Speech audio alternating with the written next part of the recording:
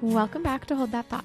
This past weekend, Beck and I were in Austin, Texas with some of our best friends for a weekend away. I'd been once with my sister back in 2021 on our road trip from Arizona all the way back to Massachusetts and went back to a lot of the same haunts that I'd visited before. Yeah. And I have to say, Austin still is staying weird. Is that Austin? It's staying weird? Yeah. In the best way possible. Austin's so cool. It's so cool. So many of us on this trip were like, this is the best we've eaten in a really long time. I honestly feel that the meal we had at Suerte was maybe my favorite meal I've ever had in my life. I know.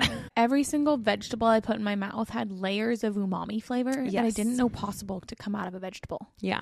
They just were coaxing tastes. They were coaxing flavors out of things. It was incredible. When I came back yesterday, I was like, okay, what am I going to get for dinner? I didn't want to cook because I just traveled all day. And I was like, nothing is going to compare to the meals we had. The best Tex-Mex. We also had just a lot of fun laughs. It was rainy. Highlights for me were Barton Springs for sure. Oh, heaven. It's just so cool that there's a very urban city that has integrated into it such nature. It's different than parks. Like, I think people don't usually swim in natural areas within a city. Yeah. And that's what felt very unique about it. Also, I have to say, Austin was so chill and laid back and cool on a weekday. Mm-hmm. People were lounging at Barton Springs on a Friday afternoon. I was like, I know why I'm here. Why are you here? Yeah, exactly. We went to the LBJ Museum, had some history. Definitely a highlight. I love going to places that are either historical or cultural or friends and seeing all the different ways people interact with the things and getting dorky with each other and also just being ridiculous. Yeah. It feels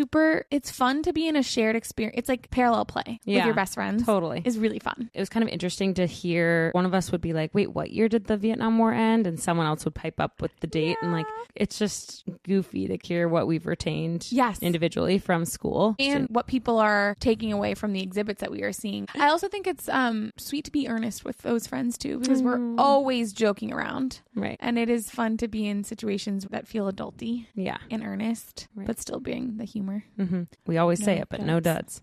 No duds. We had the best time. I love those people. Me too. And one of our friends texted a couple days before the trip saying, I'm already sad to say goodbye to you guys. I'm already sad that the trip's going to be over. Yeah. It's so funny how in love with each other we are. And I got home last night and had received a text that was like, I wish I had cuddled you more. Is it Lily? No, it was Eden. Oh. It's so funny. I was like, come on in bed, honey. That's really sweet. She said, I miss you. I wish we had cuddle time.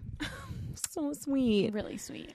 You spoke to this. We splice our vibrant humor with these moments of lovely sentimentality. Yeah, important. Important indeed. So, in this episode of Hold That Thought, the fourth in our mini-series In Plain Sight, we are talking about situations when the odds are stacked against you. Mm-hmm. What do we mean by that, Becky? When we were ideating around what in plain sight, what of the mundane we find intriguing that we haven't spent the time to look into before, we kept bringing up these systems that are part of our everyday lives that work because we agree to trust them. This kind of goes to our past episode on the social contract. All roads seem to lead back to social contract, actually. But what we were finding is that some systems are too complex to inspect as an average everyday citizen. Yep. So we just have to implicitly trust them. But the problem starts when that complexity becomes something people can exploit. Mm-hmm. I think particularly in a capitalist society, we're pretty prone to exploitation in that sense. Mm-hmm. And I think humans, I don't know, do you believe that humans are implicitly trusting? I do. Yeah. To some capacity, and especially in situations where we're taught that an organization or a governing body is in charge, we don't question it very often. Yeah, the socialization works well on us. The systems that I'm referring to are ones that, like I said, require trust to function. Mm-hmm. They appear on their face to be fair and legible. Legible in the sense, like I said, that you can understand them, that you know what the mechanisms are at play, or at least know them to a degree that you would be willing to sign up to use whatever it is that the system is encouraging you to trust. Yep. But these systems are actually governed by hidden mechanics that are esoteric to us, that we don't fully understand or know about, and they quietly advantage certain players. Yes. And importantly, they're not necessarily illegal, which makes them hard to combat. And makes them hard to referee. Exactly. Totally. And throughout, I think when we say, odds stacked against you, what we're referring to isn't necessarily the likelihood of something coming to pass. We're more using that word metaphorically to mean outcomes of a situation. Mm-hmm. It's there really to facilitate the analogy of this stacking by outside forces to rig an outcome without you, the player, knowing it. So you're in a situation where you think you're getting a quote unquote fair shot, where you feel like you have agency and control over creating an outcome for yourself, not knowing that behind the scenes there are players within the environment or rules of the environment that are actually impeding your ability to have that fair shot. The illusion of agency, that's such a good way to say that, because part of what perpetuates these systems and keeps them alive and functioning is that they trick us into thinking we're in control, like you said. Absolutely. What we're going to dive into, the examples that we're going to explore, aren't ones that we typically know at face value the odds are stacked against us. We're not talking about walking into a casino in Vegas. Most of us know that the house usually wins. Yes. And we're also not talking about ways in which society has stacked the odds against people based on race, sexual identity, gender. That is a whole other episode topic. That's a good distinction. As I was researching for this episode, I kept coming across really compelling examples. And I think it's just a testament to the fact that there are so many systems in our lives that are stacked against us, especially if you are of a marginalized community. Yes. It's a good point that this is not an exhaustive list by any means. These are some interesting tidbits that we found that we want to share, but there's so much more here. We're going to organize the episode from small to big. So annoying to bad to really bad, both in terms of types of situations, the reason behind why the stacking is disproportionate, and then the real outcome to the people that have experienced that stacking. Let's start us off with Hinge and dating apps. One of our best friends who came to us with this idea, which love this, and we want to keep sourcing our community for the In Plain Sight inspiration. She was coming to us with this topic because she'd been hearing so much about complaints from Hinge and other dating app users. Daters are calling out the free version of Hinge for hiding high value or attractive profiles, and accusing the company of pushing users into paying for premium or other features if they want to see people who match their type. Right. Standouts are the ones, I think, that once you are through the paywall, those are served up to you more quickly. Yeah. And I think there's just a general dialogue right now amongst our generation that there's something going on with that app and it doesn't feel right. Something's fishy. Something's fishy. Although I did meet my husband last night. You met your husband last night.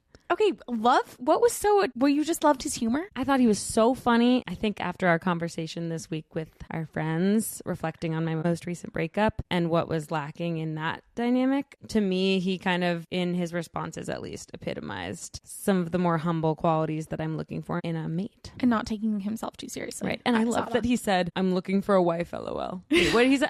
He said, I want to be married, LOL. So like, that's so my team. I know. I want to be married. I know. He wants children too, and he put that on his profile. That's cool. You feel like most men are not putting that on their profile. No. This is like how they used to in magazines and newspapers used to have a column, like in the ad column, being like, I saw you on the subway yesterday. You were wearing a red coat. If it was you, find me, call me here. Wow. So I was doing some research on what the community is saying about Hinge right now, and this funny quote popped up. All the men that like me on Hinge look like they snuck on Earth. And I feel like we've heard our friends say similar things. And I think people are just like, this doesn't make sense. I know who I am. These are not the people I'm liking. Why are these the only people that I'm being shown or that are being shown me? This is why they're incels, because there's this whole thing of 80% of women like 20% of men in the dating pool. So what's actually happening behind the scenes? What is dictating who you see on Hinge and who sees you? Every user gets given a score that dictates their algorithm. Okay. More often than not, you only see a pool of people within the app population that is, for simplicity and efficiency, dictated by a score that's assigned to you. Okay, so and that score is determined by what you're looking for versus what they're looking for? So I'll get to that. How you use the app? Okay. So yes, a lot of things. So Hinge claims to use the Gale Shapley algorithm to give you a score. This is a Nobel Prize-winning algorithm that finds optimal matches in a stable marriage problem. It's about pairing people who are likely to mutually like one another. So that's why you're only going to see people in a similar score as you, because it's getting matched with people that you're likely to like, so that you don't get matched with your ideal, but rather matched with whoever supports the result that allows everyone to get a match. Wow, that is very interesting. So it's like democratic.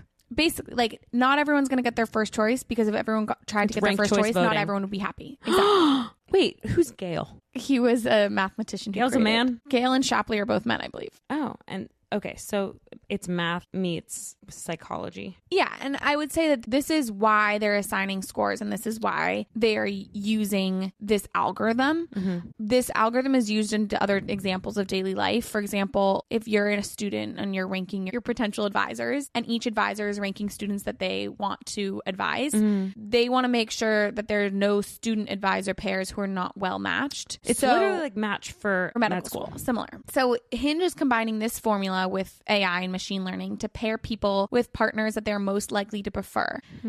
Based on their liking history. Okay. But this isn't actually, that's an oversimplification, because it's actually based on your score. And your score is being calculated not in a way that's as simple as you think. Okay. It's not just about your preferences. Yeah. It's tracking your behavior in the app. It's not showing you everyone out there. It's showing you people based on who will make you stay on for longer. If someone with a high score skips you... It's so funny because the whole slogan is the app that's meant to be deleted. Yeah. Yeah. This is why it's in plain sight, but right under your nose. Yeah. I mean, it is a business after all. If someone with a high score skips you, your score goes down. Someone with a high score skips you, your score goes down. And that might just be one random match. Compatibility score with yours? No, their score, their Hinge score. Hinge has given them a score based on the number of conversations, where your conversations go, how often you're on the app, how long you're spending on the app, how often high people with a score like you. So that gives someone a number. Okay. And then if someone with a high score skips you, that also impacts your score. It goes down. Okay. If someone with a high score likes you, that helps your score go up. Okay. But there are all these other things that are also impacting your score. Again, like how long you're spending on the app, how often you're on the app, how often you're liking people, whether you're active, whether your conversations are long. That's they're rewarding. Okay. Also, does your profile have a lot of elements to it, like lots of photos versus none, lots of, comments and comments. Captions, answers. Sure. And it's pretty opaque when you try to get down to like what actually is going into the machine learning that is developing the score for you, that is then impacting your Gail Shapley. Machine learning. This guy, he said ML, but in a cool way. Who? My husband. Oh, he did. Yeah. My husband. Your husband's into ML. Yeah. It's pretty hard to figure out like what is actually going into this.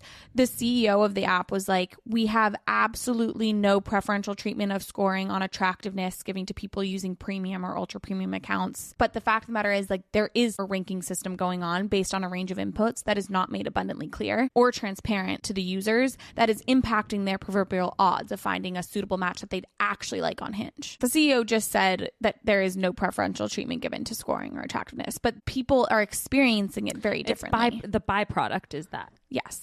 Yeah, exactly. The byproduct is that it is the fact of the things that are going into the score are creating a byproduct of preferential treatment to premium users. Right. And a general feeling that people are not seeing actual likely matches on their Hinge. I saw a TikTok video of a woman giving step-by-step instructions of how to reset your Hinge. Wow. For people who want to literally reboot their dating pool. So essentially like give themselves a new score, but keep their matches and their conversations. Oh. You say pause or leave Hinge. I'm not happy with my experience, and then fresh start. And it offers you the opportunity to do a fresh start. But she also says that not everyone gets that opportunity. So I wondered if you would be willing to see. Of course. But I mean, I just met the love of my life, so I'll be deleting it soon. But I'm confused. So they keep your matches. I don't honestly care about, but they keep your matches in your conversations. But I think it's basically like resetting your score, because when you first get on the app, in the first few weeks, you'll see profiles with all different rankings. That's why in the beginning, you're likely seeing people that seem really attractive to you, and then also seeing people that not, and you're not stuck in this range of people that you really aren't liking. Yeah. If you like most profiles who rank an 8 out of 10 and they like you back, that would give you a score of an 8. Okay. But again, this isn't like attractiveness ranking. It's literally like all the different inputs going into your Hinge score. Okay. Conversation length, how long you're on it, how in depth your profile is, etc. I will do that, and I will report back either on the pod next week or on our stories. If you were able to do a restart of a fresh start. And what I'm seeing. There's also some direction of figuring out how to game the system by declining matches and likes. It's fascinating. It is fascinating. And we all had a sense that something was fishy. Talk to me about grocery store pricing. And that's a transition of a lifetime. Right. So grocery store pricing was an example I was surprised to stumble upon here. Not that it doesn't make intuitive sense, but I don't think about it that often. Sometime way back when I heard the argument from someone that Black Friday deals are they're slowly marked up over the course of the fall. No way. And then Black Friday deals are just back to the baseline price. That is awful. I actually should have researched that. But what I did get into was called was/now pricing. pricing. That basically is like when you see a sign that says this sweet potato was $2 and now is $1.82. Yeah. Great grocery store voice. Right. So they've slashed the original price, but let you see it so that you get excited about the fact that you're paying a lesser price than you would have if you had bought it a few days ago. Was/now pricing can be deceptive if the was price wasn't a real sustained price, as I mentioned with the Black Friday example. Yeah. Artificially inflating prices before a sale to create fake discounts actually are in violation of consumer protection laws. The FTC considers it deceptive to offer an item for sale at a higher price for a short period of time in order to support a claim that an item is discounted when the price is then lowered. There's this push to have stricter laws when it comes to this bait and switch pricing model. I mean, it's something I've thought about when I go to like DSW or Marshalls or TJ Maxx, and it says this is this much this place, and now it's this much. Well, speaking of the FTC, there is an active lawsuit out right now against Live Nation and Ticketmaster because of skyrocketing ticket pricing, which has similar behind the scenes nefarious acting that has been pumping prices up. Live Nation has always maintained that artists and their teams set the prices and decide how tickets are sold. But fans are blowing the whistle because ticket prices have skyrocketed, and lawmakers are really pushing for answers around what is going on behind the scenes. What are the mechanics that are pushing these prices so high? So the FTC has alleged in a complaint against Ticketmaster and Live Nation, its parent company, that they are deceiving artists and consumers by doing exactly this, bait and switching pricing, through advertising lower prices for tickets than what consumers must pay actually to purchase them. Then they say that they are claiming to impose strict limits on the number of tickets consumers can purchase. Let's say you go into Ticketmaster, you're maxed out at buying 8 tickets for your Noah Kahan concert. Ticket brokers are routinely and substantially exceeding those limits, and Ticketmaster is not controlling or policing ticket brokers. They're actually working with the ticket brokers. And then on its resale platform, which Ticketmaster and Live Nation also manage, those ticket brokers have now sold out the concert or the live event and are now selling on that resale platform at much higher prices. Right. So majority of consumers are only getting access to a very high ticket price on the resale platform. How is it that brokers can circumnavigate that process? Good question. They're bypassing these measures or these maxes by creating thousands of Ticketmaster accounts and using proxy IP addresses, etc., to purchase ridiculous amounts of event tickets. And Ticketmaster is aware of this. And it then allows these brokers to post these illegally obtained tickets for resale on its platform. This came directly from the FTC's complaint. A senior Ticketmaster executive admitted in an internal email that copied Live Nation leadership that the company turns a blind eye as a matter of policy to brokers' violations of posted ticket limits.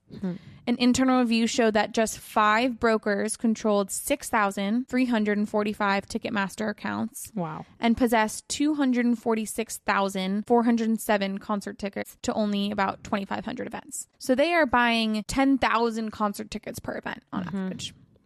Ticketmaster and Live Nation are even offering technological support to the brokers themselves, essentially facilitating them to purchase from multiple Ticketmaster accounts. It's crazy. Another thing is that Ticketmaster hides mandatory fees. This is the bait and switch that we talked about. So as much as 44% of the cost of the ticket is in hidden fees that they don't advertise, and that doesn't come forward until the very end of the transaction. And consumers are paying very high amounts at the very end. And the fees totaled around $16 billion in the past 5 years. Wow. All this to say there's been this very nefarious system working behind the scenes between both this bait and switch with hidden fees and listing lower prices and Ticketmaster working with the ticket brokers and facilitating their abuse of the system. The Justice Department announced in early March that it has tentatively settled the lawsuit against Ticketmaster, striking a deal to quote unquote ultimately lower ticket prices for consumers and end the monopoly over live events. The settlement would be that Live Nation would pay $280 million and divest from 13 amphitheaters across the country. But a lot of states were not happy with this. They are not going to join the deal and will continue an ongoing trial. The New York Attorney General, Letitia James, said that the deal fails to address the monopoly at the center of the case and should not agree with it. So essentially arguing that there is a stronger case against Live Nation and they're going to continue the lawsuit to restore fair competition to the live entertainment industry and that the current settlement doesn't actually get at the root of the problem. Yeah. As I was looking looking into some of Michael Lewis's work for this, he talks all about monopolies in our economy and how Apple has the electronic device monopoly. Google has essentially the, search engine monopoly. So many examples. But it's interesting that we theoretically guard against that with our laws. But then if they're not enforced, you get something like this. The ticket broker workaround has been ongoing for years and years and years. And it's only just now reached a breaking point to actually get the FTC involved. Yeah. So talk about Olivia Dean. Yeah. So a lot of artists have been put in the middle. They feel terrible that their fans aren't able to access their tickets. Yeah. I think it was Maggie Rogers a few years ago just decided that she was not going to sell her concert tickets on Ticketmaster and Live Nation, that she was going to go old school. Did you wait in line? No, Eden did and made great friends. And I think they've met up at concerts since or something. It's so cute. Essentially, Maggie Rogers like, we're going analog. You come to the window and buy the ticket for my show in New York. I'm not going online. That's one way to do it. Olivia Dean, who we all know and love, has publicly criticized Ticketmaster and AXS for her inflated resale prices for the North American tour. And she just essentially called out the platforms very vocally for the fact that the listings were now going at 14 times the original cost of the listing, in some cases surpassing $1,000 for one ticket. And Ticketmaster, I think in the midst of everything that is going on with the lawsuit, has made a commitment to cap future resale rates for her tour and to begin refunding fans who paid above face value on his platform. Wow. That's remarkable. Olivia. I think that's a really interesting example of something being done about these proverbial stacked odds, but I do think it's also interesting that the FTC was ready to settle and it's taken all these states being like, I don't think it's enough to continue to push it further. Yeah. There's a level of corporate complacency that is pervasive in everything that we're talking about. Corporate complacency. Yeah. And not bureaucratic complacency. Or just complacency with letting the corporations win. Yeah.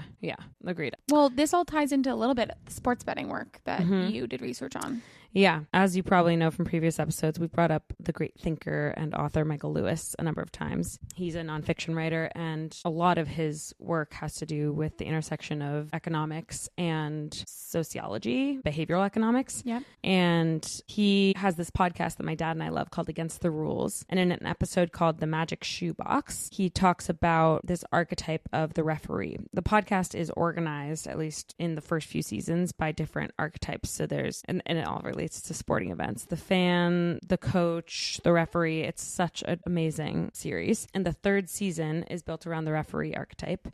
And this, in this episode, is intended to be understood as the person or the system that we trust to enforce fairness.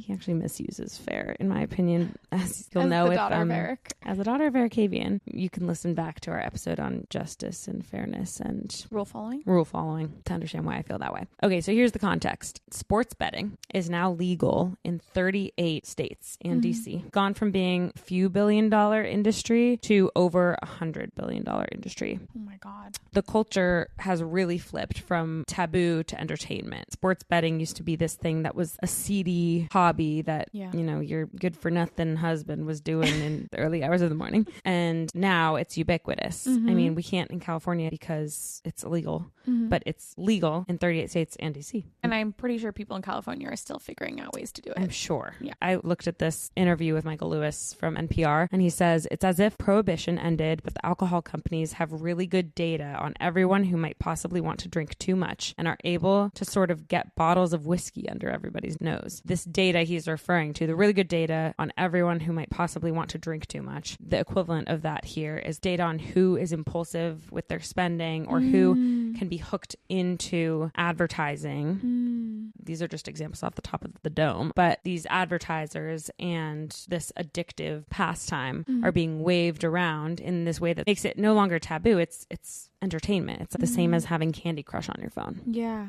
So gambling, in theory, appears like a fair game of odds. There's an implicit agreement that the house, yes, as you said, has an edge, but the game is fundamentally fair. He notes that the house has an edge of about 5%. The conceit is that players can still win because you can develop over time this intuition, and it's also at the same time a game of odds. odds. So you can build skill in theory that will help you be a better player. Know how to play the odds. Exactly. And there's always going to be this factor that is independent of you that feels like a coin toss. And so it's easy to engage with that. There's this implicit agreement, as I said, that it's a fair game with known odds. Traditionally, Vegas style betting, the sports books took about 5%. Now online platforms often effectively take closer to 10 to 15%, meaning for every $100 bet, you're expected to lose $15 instead of $5 over time. The edge is how much the house will retain or the casino will retain over time. I think part of it has to do with parlays. Apps are starting to promote parlays, which are basically these multiple bets combined. It's almost like subprime mortgages. What are parlays? Multiple bets combined. They highlight long shot bets that look exciting but are statistically terrible, and they personalize offers based on your behaviors. What he talks about with taking advantage of the cognitive weaknesses of young men, it partly has to do, I think, with this overconfidence. Like, I know sports, so I am able to beat this in light of what is known about the odds being against you to some degree. Like, you have these young men in his argument who believe that they are able to outsmart that because they possess knowledge on these teams, which actually does not benefit you in the long run. And there's this illusion of control that you're picking players and combos. So it feels like skill is at play and discernment. And then there's like loss chasing, which, you know, if you've lost a certain amount of money, you're trying to bridge the gap between your losses and you're trying to net at least zero, if not positive.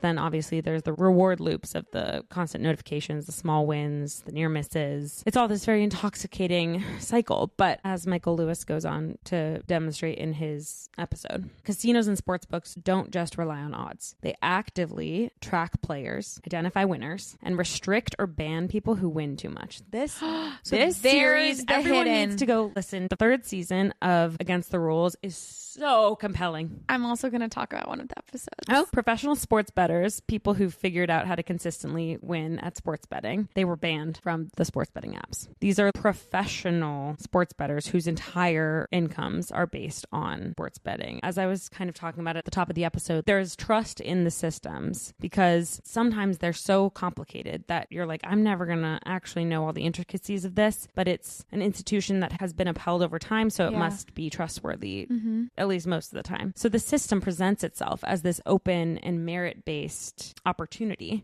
Like, if you can figure out how to beat us, you can keep it. Yeah, exactly. But it's structured to actually eliminate merit when it threatens profit.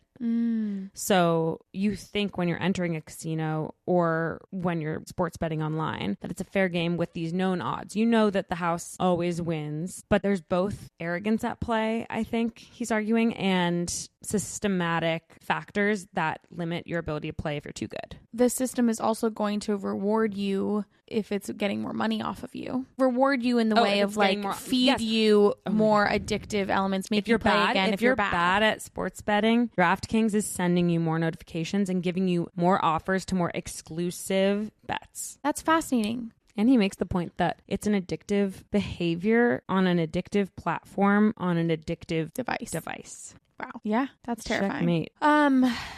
Something you said just now, you expect that these institutions are governed or operating under an understanding of merit to an extent, or put differently, that you have a level of agency over the outcomes. Reminds me of the other episode I was listening to that Michael Lewis produced on Against the Rules that focused on the Consumer Finance Protection Bureau, most specifically around student loans. Elizabeth Warren loves this stuff. Yes. It centered the story around a 35-year-old mother of two who was a teacher who had taken out student loans to pay for college. My dad and I listened to this one. She took out $77,000 in student loans to pay for her program to become a teacher, which had been a lifelong dream of hers. When she was entering into her loans, she signed the papers. She didn't think twice. She said, these are all adults doing the right thing. Meaning the banks loaning her money. Yes. The school encouraging her to seek the loan. And then the person who ultimately would be managing her loan. Okay. We have to go back to the beginning. So Katie took out the loans from the U.S. Department of Education, but the government farmed out the management of these loans to the private sector, the consumer finance industry, specifically a company called Navient. Navient was the private sector company that was advising Katie on her student loans. So whenever Katie had questions or problems with her loans, she would call Navient and they would advise her, help her manage those loans. Navient was paid by the U.S. Department of Education a fee to manage Katie's debt and program. When she first started getting her monthly payments, she had had to call because it was way too high. It was not going to be comparable to her salary as a teacher. She kept calling and calling and calling, and everyone was like not really at Navient, wasn't really giving her good answers. The words they kept using were forbearance and deferment. The words that kind of sound good, but the mechanics of which were not described to her. But they were the only thing that was presented as the option. Defer your payments. Yeah. Only with no comment on interest rates. Nope. Yeah. So she did that. She pushed off payment without an understanding of the repercussions. Then in 2007, the United States Congress created the Public Service Loan Forgiveness Program. This was designed for people who wanted to go into public service, like police officers, soldiers, teachers. People who did these jobs in the public sector for 10 years and made a monthly payment every single month for those 10 years. So 120 student loan payments on time could then walk away from everything they had borrowed. Katie heard about this and she was like, great, I'm going to do this. But she didn't hear about this from Navient, the company that was supposed to be helping her manage. She heard about it from a fellow teacher. I also just think the word Navient makes you think like navigator. Yeah. Not happening. Katie was off on her own. No navigation. Seen GPS. You're riding solo. So Katie was like, great, I'll do this for 10 years and then I will have the rest forgiven. So she called Navient and they were super, super, super unhelpful. Couldn't get an answer, couldn't get a straight answer. Finally, someone was like, call us back in 2017. No one's going to be eligible until 2017 because that would be 10 years after the program was announced. So she called back to make sure everything was ready in 2017 and told that she was not going to be eligible in the next year for the program. She hadn't set up her loan payment correctly. She had to now consolidate her loans and start paying from scratch. That is crazy. No one had told her about the program's existence. No one had facilitated helping her get set up. And then when the time came, Navient hadn't given her the proper tools to actually be eligible. So on the other side of this unfair situation, we have the for-profit company, which again, I'll remind us is paid a fixed price from the government for each consumer whose loan they manage. Michael Lewis tracked down a former employee of Navient who reported that the metrics of success for their customer success team were not the outcomes supplied to the consumers like Katie. The time spent on the phones. Yes, it was the 7-minute rule. So it wasn't about giving good answers or solving problems for the consumers. It was rather how fast a conversation could be. The less time they spend on each account, the less it costs them to manage that account, the more their revenue benefits. The 7-minute rule was born. Calls were supposed to be kept under 7 minutes. Keep your calls short, or you would risk not hitting your metrics and receiving bonuses. They don't hold a candle to the USPS service agreement. No, there's no universal service mandate here.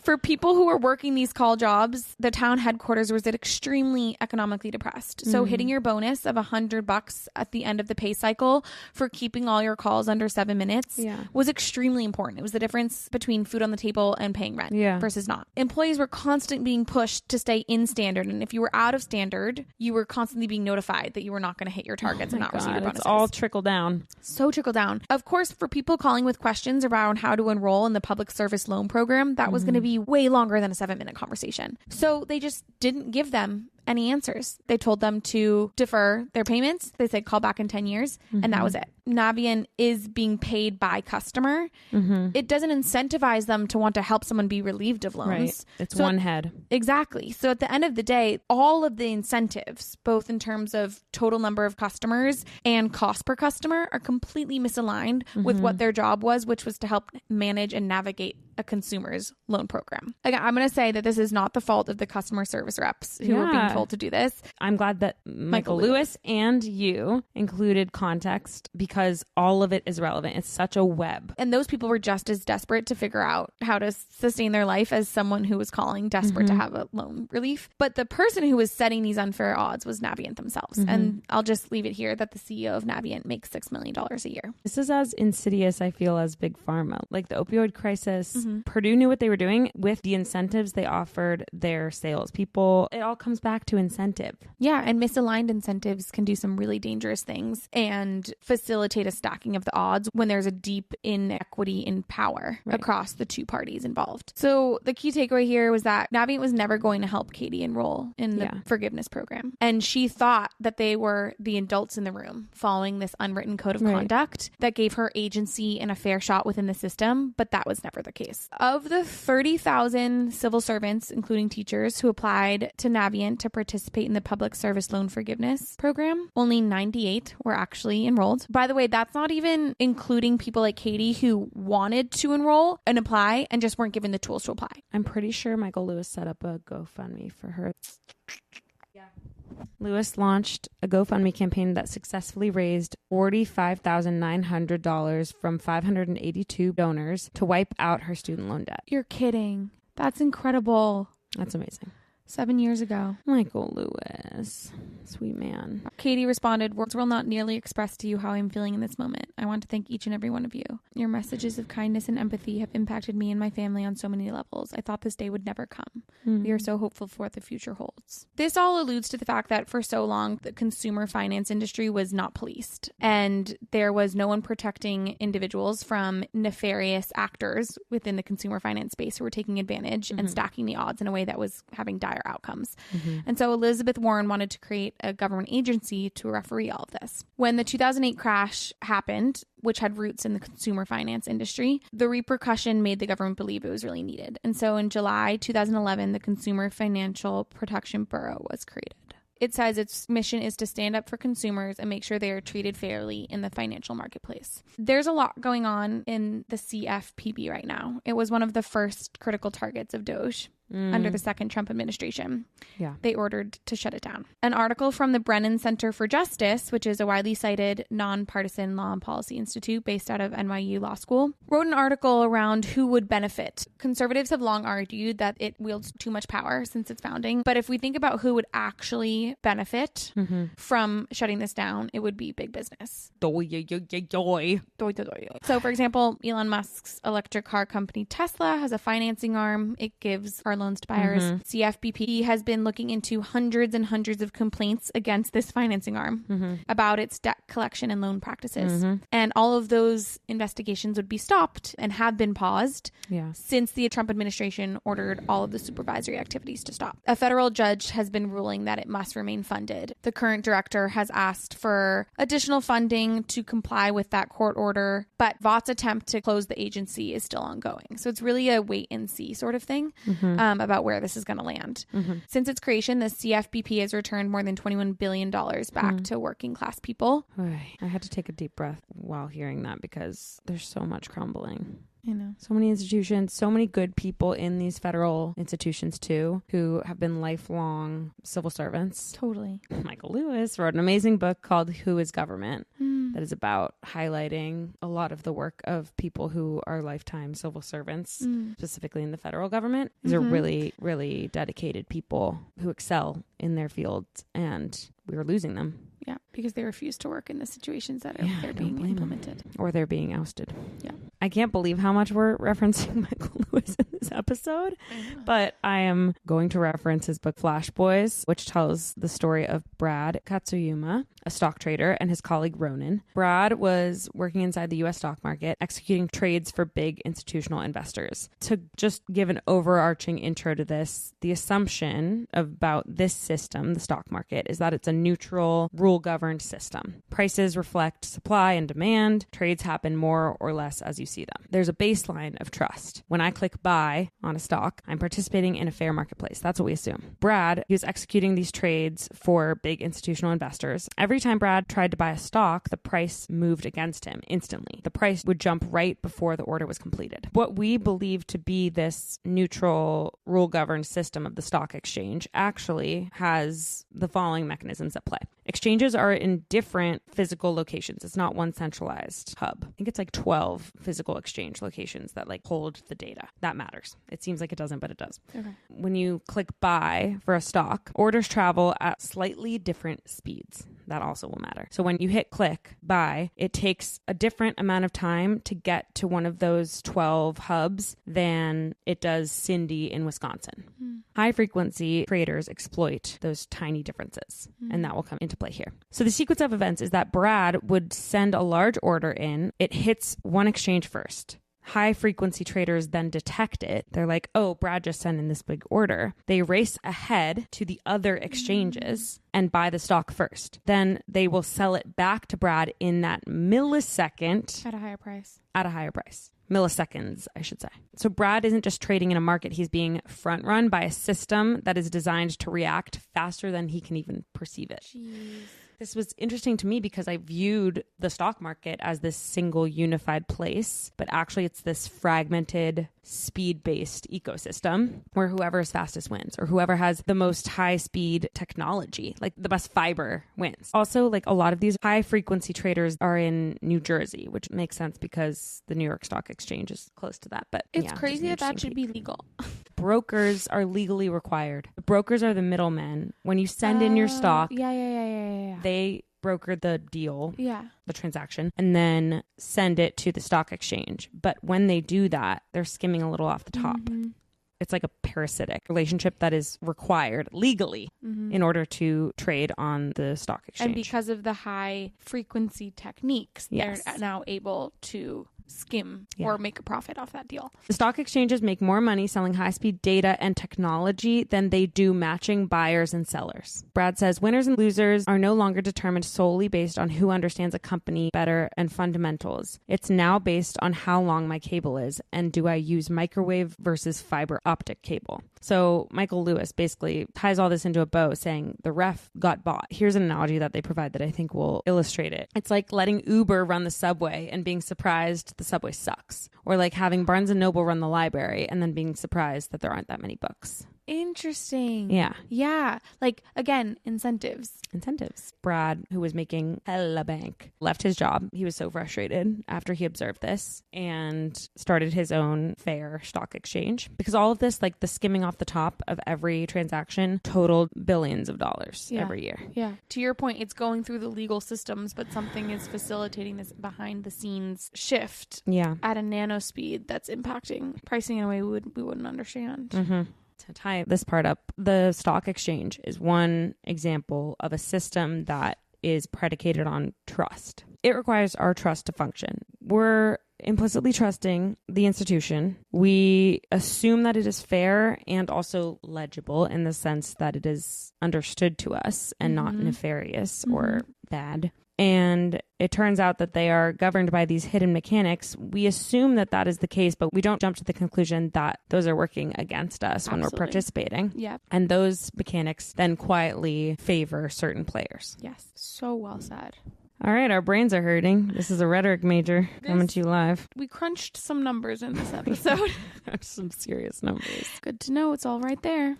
And good to know that they are real people. Elizabeth Warren, Brad with his fairer stock exchange, Michael Lewis for his ongoing research and work in exposing these stacked mechanics that are helping us find a better way. Shedding light. Next week we will perhaps have more humor. But it's good to know this stuff. It is. Love you. Love you.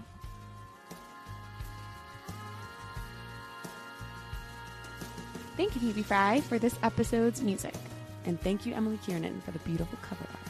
If you like this episode, please like, share, and leave a comment. And we'll see you next week.